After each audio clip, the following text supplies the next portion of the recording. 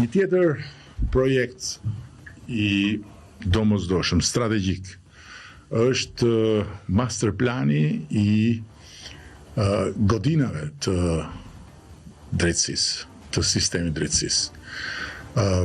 Kam vënë re me keqardhje që vetë qeverisja e sistemit drejtësisë fal pavarësisë plot që ju dha atij sistemi me reformën drejtësi, ndër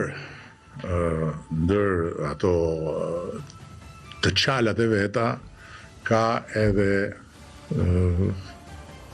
po themi dobësinë e madhe në administrimin e infrastrukturës, në projektimin e infrastrukturës, në transformimin e infrastrukturës. Transformimi i infrastrukturës, transformimi i godinave pa projekte të besueshme është mision i pamundur.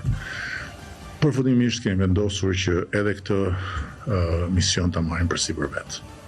Dhe në Shqipërinë 2030 të kemi një infrastrukturë tërësisht të transformuar të godina drejtësisë, sepse nuk mund të vazhdojmë me arna, nuk mund të vazhdojmë më me hapësira dhe me mjedise gjykatash e prokurorish janë shumë larg sqenie dinjitoze.